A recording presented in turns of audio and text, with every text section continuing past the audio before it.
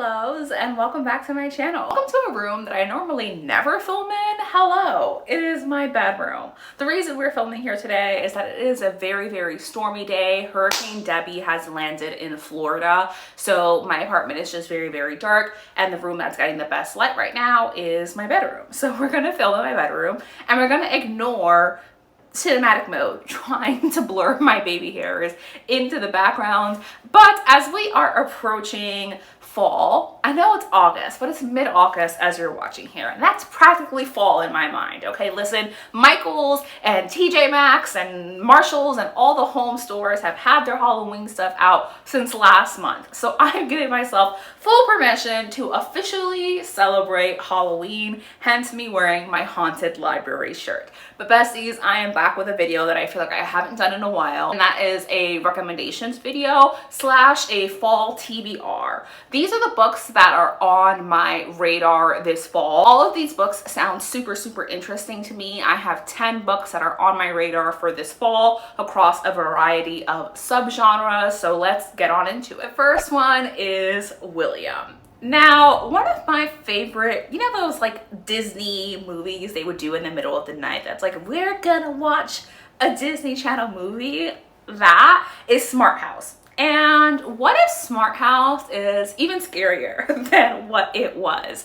So this story is about a man named Henry, and Henry has agoraphobia, but he is a brilliant engineer, and he kind of just stays up in his attic because he can't be around other people. It gives him severe anxiety, so he starts working on artificial intelligence and this robot, and he manages to create a highly intelligent robot called William, which no one knows about, and he focuses all his attention on building William, even though his pregnant wife Lily is downstairs and they've just moved into this home, which is the smartest of smart homes, literally Smart House, but in present day, because Smart House back then for the early 2000s was hella fucking smart. So that house is now, and all of Lily's co-workers are like, hey, we would love to come over and just learn more about the house, welcome you to the neighborhood officially. So she does that, and of course Henry, who is perhaps a teensy bit unhinged, introduces them to William, and let's just say things go wrong from there.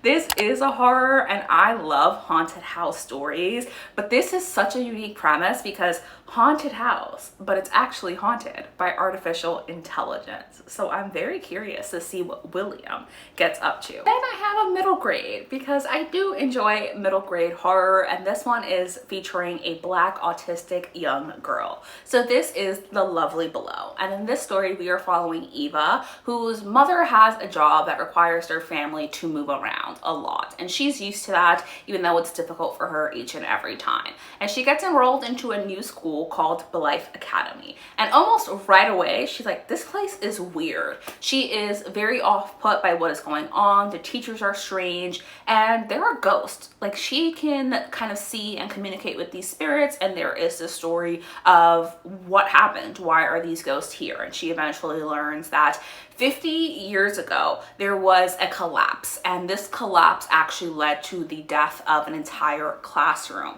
And she, through communication with the spirits, comes to realize that this is not accidental, that there is actually a dark malevolent force that led to the death, and now she is trying to kind of understand what is happening around her. This sounds like exactly the kind of middle grade horror that I love, and I really love that it is featuring a Black autistic young girl. So I'm looking forward to reading this one this fall, and I think it'll be the perfect October read. All right, well, the rain's gonna contribute to the ambiance of this video, and I want to talk to you about this cursed house. So in this story, we are following a woman named Gemma, and this is the early 1900s, and Gemma lives in Chicago, but she is running away from Chicago, and she ends up getting a job with this family called the Dutchin family.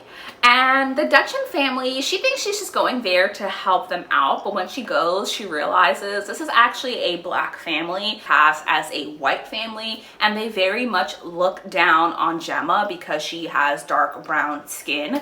Lots of colorism going on here, and Gemma quickly learns that this family is a little bit beyond eccentric, but also that they are under a curse. And the real reason they called Gemma down here and hired her for this position is because they know about her gifts and they believe that she is the only one who has the ability to break this curse. And we are following Gemma throughout this story because she has spent her entire life running away from her gift and her intuitive abilities. So I'm imagining we are going to have lots of conversations in here about race, colorism, internalized racism, and Gemma navigating her supernatural abilities. And I'm hoping for a all-powerful confrontation. And again, I think this could be a great book to read on Halloween. Model Home by Rivers Solomon. I have not read this author before, but I have only heard very, very positive things about them, and I'm really excited to dive into their work with Model Home.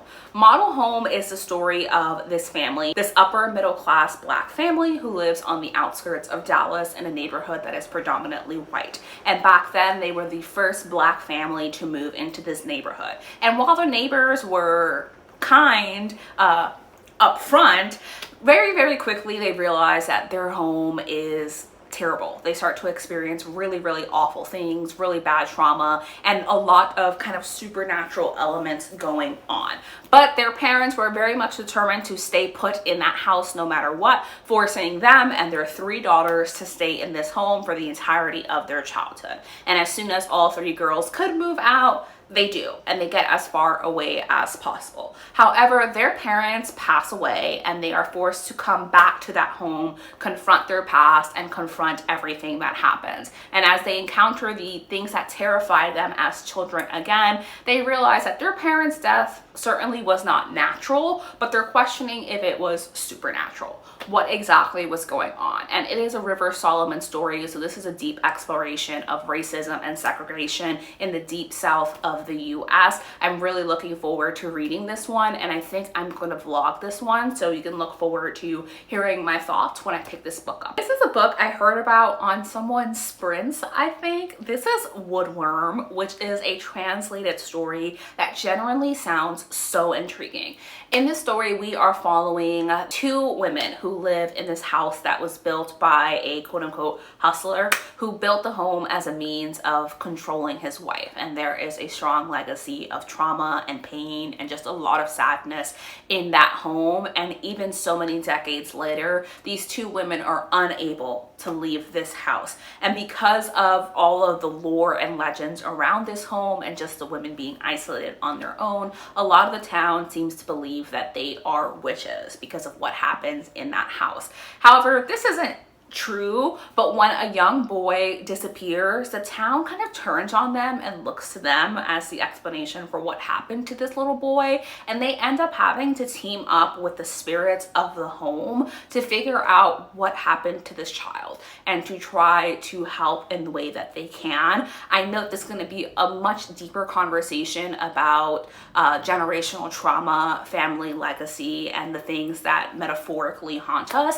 but I believe this also has actual supernatural elements and the things that are literally haunting these women. I have The Dark We Know by Wendy Lee, which is a story of this teenage girl named Isadora. And Isadora grew up in a very, very homophobic town, I believe in the South or Midwest, and she left that town as soon as she was able to, and she swore that she would never, ever, ever go back.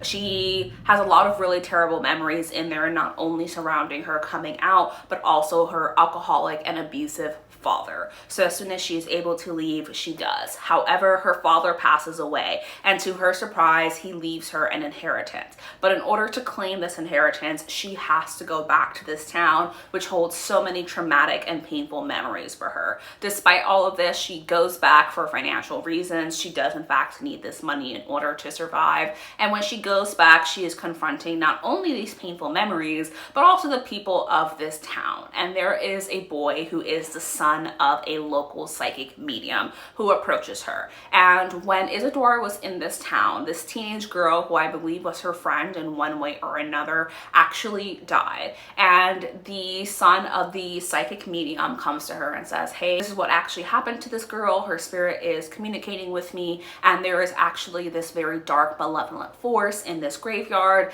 and we need to work together to bring peace to her, but also to get rid of this this force and remove the threat. Again, I think this is a horror book that's going to have a lot deeper conversations in here about sexuality, homophobia, and just the way that we are perceived by other people, as well as many, many, many other things, because I believe this girl is also Asian American. I'm really looking forward to reading this book, and again, I will let you know what I think. Then I have We Used to Live Here, which is described as Parasite meets Get Out. Two movies that I've never actually seen because I don't watch movies. Please don't boo yet. But this is a story about a queer couple who flips houses, and they actually just got this amazing deal on this house that they are working on renovating, and their names are Charlie and Eve. Now, Charlie and Eve one day are just like in the home working on things when they get a knock on the door, and on the doorstep is this man and his children claiming that they used to live in this home and if it would be okay for them to come inside because he wants to show the kids the house. Maybe some of the kids haven't seen it. I'm not sure why the kids need the tour of the house, but Eve is a people pleaser and she agrees to let these strange people into her home. But as soon as she does, shit gets weird, like almost right away. Number one, the little boy is hella weird, like in a I see dead people kind of weird. There is now a ghost in the basement, and Charlie, Eve's partner, has disappeared, and she is trying to figure out what the hell has happened. I have heard very little about this, but I know there's a lot of excitement surrounding it. I think the premise sounds really fascinating. It is reminding me of, there's a book about this couple in upstate New York, and then this black family comes to their doorstep and we're having like conversations about racism. You all know which book I'm talking about, okay? There's a movie about it that's on Amazon Prime, I think, or Netflix, or one of them. It's reminding me of that, but this one just sounds like it's going to be such a good time in terms of the scares. So I'm hoping for all of the eerie vibes as I read this. Then I have Come Out, which is a queer YA horror. And when I tell you about this premise, it is just like, I'm here reading it like, oh my God. So in this story, we are following Fern, Jack, and Mallory. And Fern, Jack, and Mallory are queer teens living in this town, and people are not accepting of their identities at all. And there is this abandoned house in the woods that they often all run to whenever they need it to find safety and refuge. Now, one day they're all there, and Mallory actually never makes it home, and Fern and Jack have no memory of what happened. And now it's about 5 years later, and Fern and Jack are in their senior year and seemingly very happy with their straight cisgender lives. However, a spirit who looks like Mallory and is intent on revenge for the role Fern and Jack had in whatever happened has now appeared, and of course that's going to lead to all of the chaotic horror vibes. I don't know what I'm expecting here. Am I expecting something campy? Am I expecting something sad? Am I expecting something a little bit off the rails? I genuinely don't know. The only thing that I do know is that premise sounds absolutely fascinating, and you all know I love a ghost. And I have Through the Midnight Door, which is another haunted house story exploring generational trauma. So in this story, we are following three girls who are sisters, and when they were younger, there was really nothing to do in their town. So what they did was go and explore abandoned houses, and that is how they found their entertainment. Now, years later, one of their sisters is actually found dead in one of the scariest abandoned houses they have ever been to. And both of the surviving sisters are forced to come back to confront their sister's death and also the house that they ran away from. This somewhat reminds me of If You See Her by Anya Alborn, which you will know is one of my favorite horror books. Like, I really enjoyed that for all of the psychological horror elements in here. I know this story is going to be interwoven with some heaviness because of the generational trauma aspects and what these sisters were no doubt dealing with in their day-to-day lives outside of when they were exploring abandoned houses. And I have high expectations for this, but if I think about what makes a book 5-star for me, this book seems to have all the promises of a 5-star. And finally, I have The Deepest Lake, which is, I believe, more of a suspense set in Guatemala. And in this story, we are following Rose,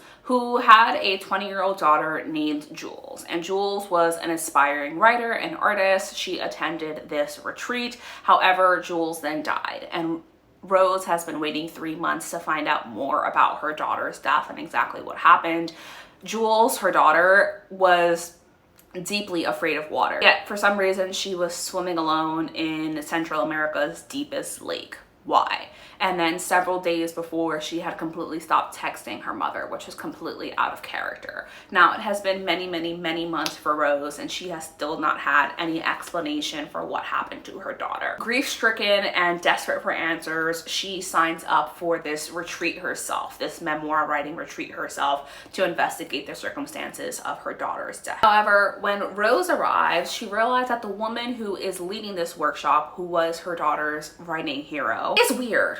She's very, very, very weird, and there are super odd things happening at this retreat. Rose is quickly swept up into all of it, but is also realizing that there is something much more sinister going on, and this memoir writing retreat might actually be the front for something else. As I mentioned, I believe it's more of suspense, although it's officially tagged as a thriller. This reminds me of The Writing Retreat by Julia Bartz, which I know it's going to be so different because, first of all, this is set in Central America, and second of all, the general premise is very, very different, even though it has similar themes. But I love The Writing Retreat. I know it's a controversial book, and like lots of people didn't like The Writing Retreat, but I personally loved it, even though I do agree that the ending was very, very silly, goofy. So I am looking forward to this one, and I'm hopeful that I'm going to love this even more than I liked The Writing Retreat. So with that said, besties, that does in fact bring us to the end of this video. As always, thank you so much for watching. I hope that you are able to find something to add to your TBR this fall. Let me know what you are going to be reading this October specifically, because